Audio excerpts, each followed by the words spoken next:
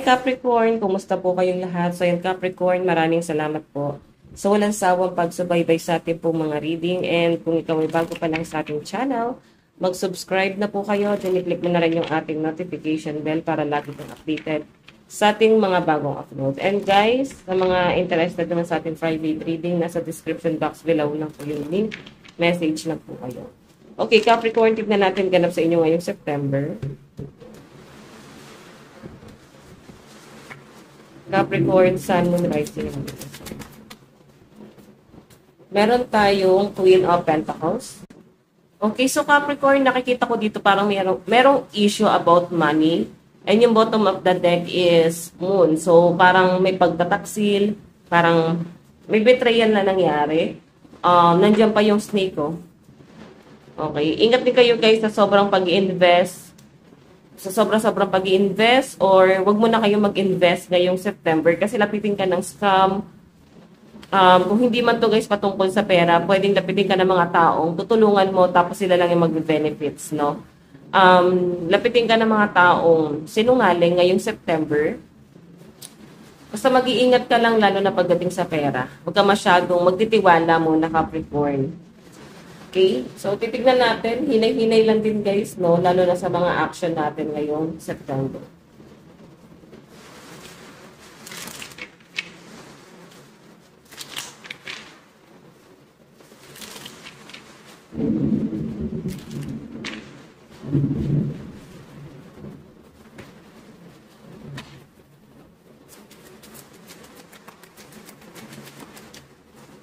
Meron tayong the Fool. Okay, so gagamitin yung kahinaan mo daw, Capricorn. Gagamitin yung pagiging mahina mo sa sitwasyon. Nandun kasi yung parang may panggagamit talaga. So kung hindi ka daw magiging practical ngayong September, pwedeng mapaikot ka eh. Meron kasi dito guys magpapaikot sa inyo. Parang meron silang gustong makuha sa inyo. So I think na-experience mo na siya ngayong August pa lang, no? Ngayong August pa lang ma-experience mo na parang napapaikot ka nga dahil sa pera. Yan pa natin.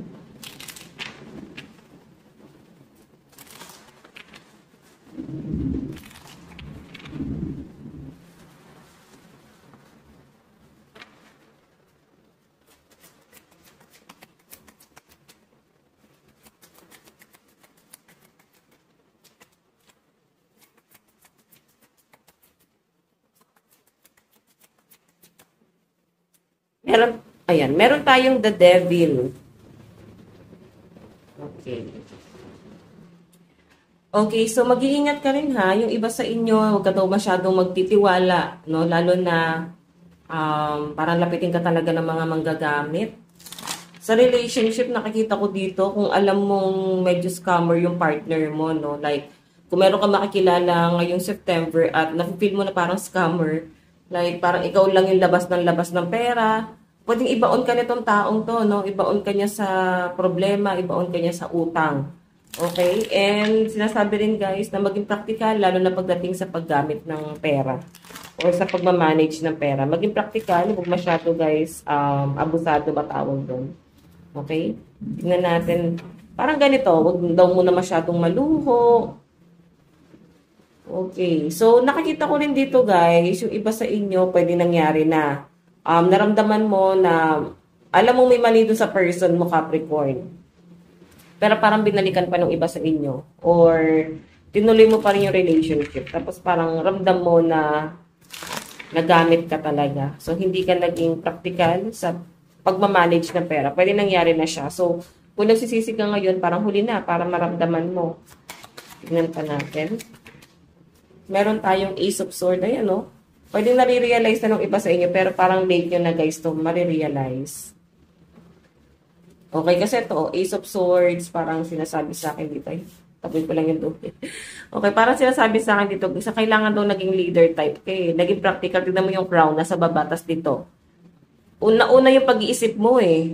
Bago mo pinagana yung yung pagiging leader mo dun sa sitwasyon. Paano ba? Yung pagiging practical mo, hindi siya yung umiral dun sa inyo. Okay? So, titignan pa natin Capricorn, Sun, Moon, Rising, and Venus sign.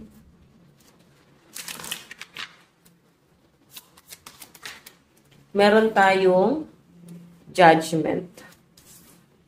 Okay, ang daming judgment dito, guys. May nakikita akong issue sa pamilya. May nakikita ako, guys, parang problema dito. Okay, tignan pa natin.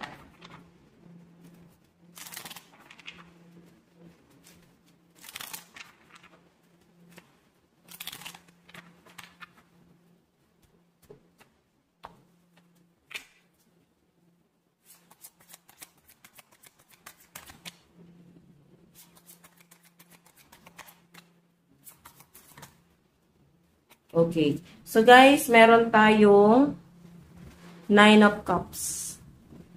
9 of Cups, wish card. So, iba sa inyo, guys, parang may nagpapaka-martyr dito pagdating sa relasyon nila. Parang tatanggapin nyo kung ano man yung iba to sa inyo ng partner mo. Tatanggapin mo kung ano man, guys, yung sasabihin nila sa inyo. Kasi pinapakita sa akin dito, parang magpapaka-martyr kasi may mga anak. Yun yung pinapakita dyan, Capricorn. So, yung iba sa inyo, guys, pwedeng wala na kayong tulong na nakukuha sa person nyo.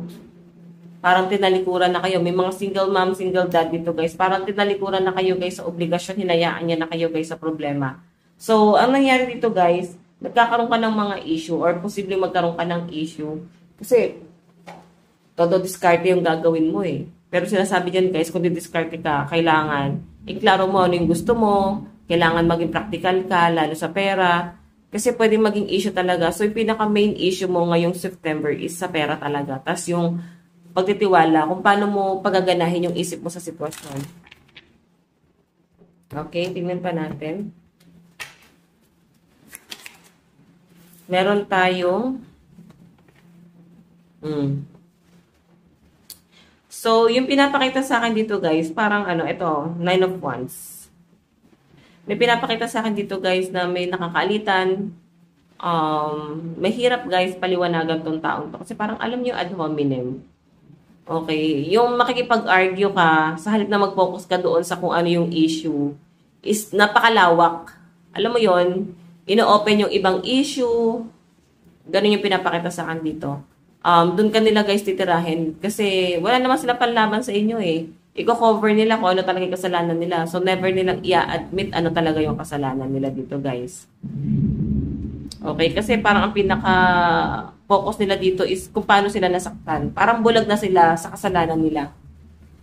Ang iniisip na lang nila dyan, guys, is kung paano sila nasaktan, paano sila nahirapan.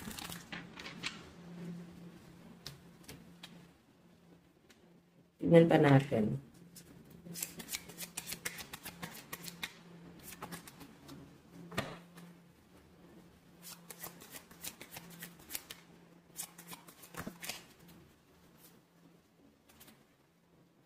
Okay, so workaholic, yan nakikita ko sa inyo, guys, yung mga pinaghirapan mo, pinagtrabahuan mo. So, since 9 of Pentacles yan, guys, parang a 7. Para mapupunta lang siya sa wala, guys, lahat ng pinaghirapan mo. Kaya kailangan talaga maging mapanuri ka. Okay? Pero sabi nila, guys, kung ilalabas mo yung pera mo sa tamang tao or parang maayos yung flow ng pera, mabilis din yung balik, eh. So, nakikita ko, guys, yung pagiging, kuripot ngayong September. Oo. Parang hindi gano'n din mag-flow yung pera mo. Kung nag-iisip ka rito mag-business, or hindi mo pa siya naiisip, baka kasi mas iisipin mo is yung ano yung mas madali, mas madaling paraan para makasurvive. So, baka like pyramiding, no? Mahirap, eh. Scam yan, guys. So, kailangan, guys, kung mag-iisip ka ng business, yung maayos.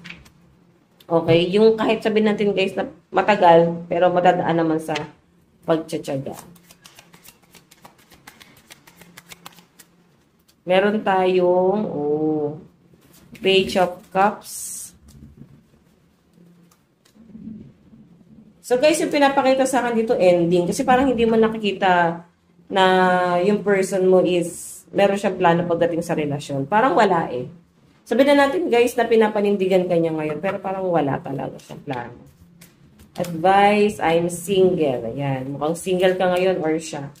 Meron tayong this isn't goodbye. So, ito kasi, guys, ending. may hangganan yung sakripisyo ng person mo sa'yo. Okay? Pwedeng mapagod to, masyado pa rin guys, mapanumbat to. Yan yung sinasabi dyan. Okay? Siguro ikaw, mag-isip ka ng paraan para makasurvive din. No? Huwag masyado independe sa kanya. Kasi pwede ikasama mo lang yan. So, yan guys. Ito lang po ang inyong reading. Maraming salamat. God bless and love you. Bye-bye.